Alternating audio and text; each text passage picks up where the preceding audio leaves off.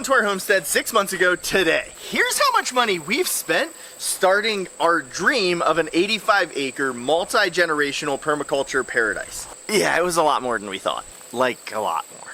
So let's go.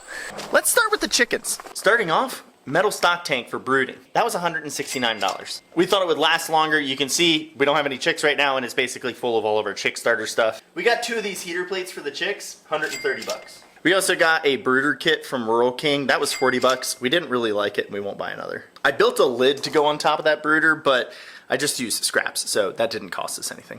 We built a chicken tractor. That cost about 375 bucks. We used that mostly in the in-between phase from brooder to chickshaw. And for our meat chickens, we used it the whole time because we didn't finish the meat shawl in time. Well, we did finish the meat shawl, but it became the sheep shawl. We'll show you that in a few minutes. We built the Justin Rhodes chick shawl. We love this thing. It cost us about 750 bucks. We got a bunch of these milk crates. I think we got 8 of them because we're gonna use them for other projects as well. They cost like 10 bucks a pop, so 80 bucks. That chicken water, like 40 bucks. As I'm recording this, I realized I didn't calculate these buckets that we use for feed. I think they cost us like 20 bucks a pop, we'll say, and we have like 6 of them, so an extra 120 bucks, but we won't calculate that in, whatever. We transformed one of the buckets that we use for chicken feed into one of these automatic chicken feeders, but these we didn't pay for. A company sent us these to test out for free.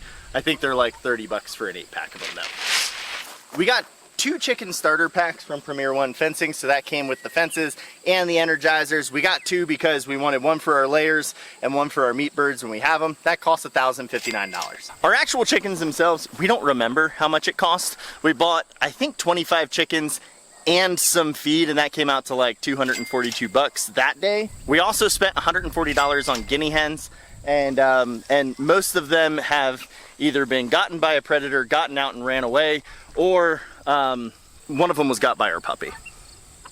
They're not really doing what we had hoped for and intended though, so we probably won't get guineas again next year, but who knows. We've spent around $1,200 in food, but that's not really fair because that's ongoing and that's just kind of a maintenance cost. So take that with what you will. We do have aerial predators out here, so this guy is our scarecrow, and he works pretty well. We spent about $100 on the blower, and because our dog keeps eating them, we've spent about another $100 on different color tube mans. I think that's it for chickens. All in, we've spent about $32.68, and if you add in the food costs, figure around $44.68. We got 2 kittens, but they were free. They'll be great rodent control though. Next up, we have our sheep.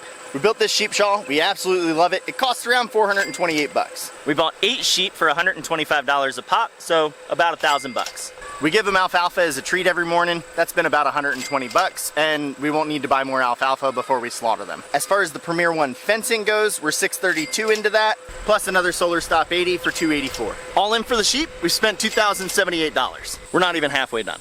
Not even close. Now it's time for our pigs. Sausage and patty. We picked up this brother and sister combo this year for 500 bucks. They'll head to the slaughterhouse in just a few weeks with the sheep. We've spent about $1,700 in food getting them to this point, but in all fairness, we were definitely overfeeding them in the beginning, which was just kind of a learning curve for us. We got a pig starter set from Premier One, so that came with 2 fences and the energizer, and that costs us $498. We built a pig port, which is good for shelter for them. They haven't needed it in the last couple of weeks because, well, they've been in the bush and had a lot of shade, but this cost us about $200 to build. So all in on the pigs, we're at about $29.12. Now for the cows. I know some of you are thinking, I haven't seen any cows on this channel. And you're right. We did plan on getting cows and then we just didn't. The plan is to get them next year, but the good news is we bought the stuff so that way we have what we need when we get the cows. Mostly that's fencing and an energizer, so we're $416 in on that. Next up, we have the staple of every homestead, the garden. You'll notice ours is abundantly growing grass.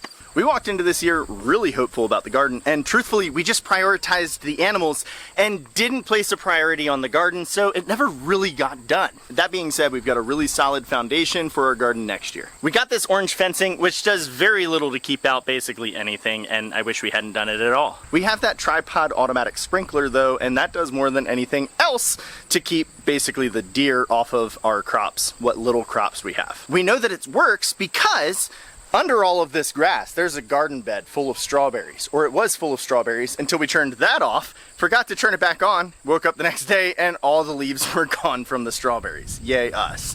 That being said, for all the fencing and the automatic sprinklers, we're about $300 in. That weed barrier back there for beans that we're growing, 120 bucks. We bought soil bags, which actually seem to be growing stuff, and some trellises that we have not put up. That was $194. We plan on using seed time pretty much forever, so we did just pay for the lifetime membership. That was $500. We tried out a couple of different types of raised garden beds to see what we liked, and we're about $586 in on all of those with all of the different types. We spent about $300 on different types of soil and bagged soil and topsoil, but we don't have anything to show you, so I'll just tell you we did that. We did try to buy soil in bulk from a website, and what we ended up with was a soil that was seemingly 80% rock. We did call them and get back some of the money that we paid, but this giant pile of overgrown everything is that truckload of dirt that we never actually ended up using any of. We spent about $1,000 on that. One of the ones that was most shocking to me was how much we spent in seeds. Now you can believe it or not, I certainly didn't at first, but this is what about $980 worth of seeds looks like. But I'm not really that concerned about it because we'll use the seeds eventually and we have most of them left still. Now let's talk about meat birds. Here, let me show you one. This beautiful guy is 8 pounds, 1 ounce, but our biggest meat bird that we got was actually 9 pounds, 4.5 ounces. A variety of pots and pans that cost us a couple $100. The actual meat birds themselves, which we paid about $92 for. And then the one item that is kind of like owning a truck in the suburbs, this will make you more homestead friends than anything else. A big old chicken plucker. We paid $358 for it, and after using it one time, I would pay double that. All in for meat birds, we're at about $1,864. We also have this big boy. He's only 9 months old, but he's huge. This is Finn. He cost us about $1,200. We got him from a breeder out in Illinois. I'll leave the name of the breeder down in the description. We really liked him and they farm train him. The cost for the dog was for the dog himself, the extra training, and the travel included. We spent about $200 on the dog house for him, which we needed a big one. We've spent about $100 on just miscellaneous dog stuff. That tarp, because the other one got tore up, leashes, collars, etc. As I'm recording this, I also realized that I didn't include the cost of that little metal enclosure. I think it was like 200 bucks, but it's not in the numbers I'm gonna give you right now. We got 2 different GPS collars for him. So we got the Spot On, which is $999, and that's been our virtual fence for him. And truth be told, that's been great because he's been off leash, completely free roaming on the homestead since the day he got here when he was about 3 or 4 months old. The only time he actually did leave the property is during the 4th of July when the fireworks were going off. We hadn't quite locked him up yet, and we had the Spot On collar on the charger, so it didn't stop him from leaving the property. Now, that does have an additional monthly subscription cost to it, but I'm not including that in here. We also have a backup, and this is how we found him after he ran away on the 4th of July, and that's the Fi collar. That was $167, but that also included a 12-month subscription. And then obviously we have feed costs and things like that, but I'm not including that because we'll pay that forever. So all in on our Livestock Guardian Dog so far, we're at $2,967. Now there is a ton of miscellaneous stuff for the animals that we use all over the place, like water barrels, feed buckets, hoses, and water tubs. And we're about $442 in on that. Now, one of the biggest drawbacks on this property is we only have one outdoor spigot. I absolutely plan to add another outdoor spigot, but I just haven't yet. So pretty much everything runs off of this 4-way. That fills our pool, waters our pigs, powers our sprinklers, fills everything as needed, and all over the place we have a bunch of different splitters and 4-ways with different levers so that way we can turn them on and off at a place that's kind of convenient. Not even really convenient for us. We're probably $100 in just on water splitters alone. Now, we're raising all of this meat, so where do we keep it? We have a series of freezers in our garage right now, and actually in the back of the van I have another 20 cubic foot freezer that we just bought and just haven't unloaded yet. These 2 10 cubic foot freezers we got on sale. Both of them combined were $627. We got a used 20 cubic foot chest freezer for $100 on Facebook Marketplace last week. Score. This 6.7 cubic foot chest freezer we got for $200. This garage fridge is actually the fridge that was in the kitchen when we bought the house. Rachel didn't like that one, and so we bought a new one and put this one in the garage. I didn't include the cost of that because that's a home item, not like a homestead item. So all in for the water splitters and the freezers, we're at about $1,046. Now we had to get a bunch of tools for the Homestead, and I'm not gonna list all of the tools because a lot of them aren't like Homestead specific, but there are some things that we bought specifically for this and wouldn't have bought if we didn't live on the Homestead. Honorable mention, although not included in the totals, is our bush hog. I owned this for years before we ever moved here because I used to run a bush hogging business down in Charlotte, North Carolina. It cost like $3,500 and it's been worth every single penny since the day we got it. We got a table saw for $389. I actually sold my last table saw and said that I would never buy another one until I could get a saw stop, because in 2019, I put my hand through a table saw. And luckily I've still got all 10 fingers, but it's just not my favorite tool. We bought pruners and a brush axe, a post driver, and those were all necessities. I'm not gonna nickel and dime you on all the tools though. Although one of the bigger purchases was a steel MS-250 from Rural King for $399.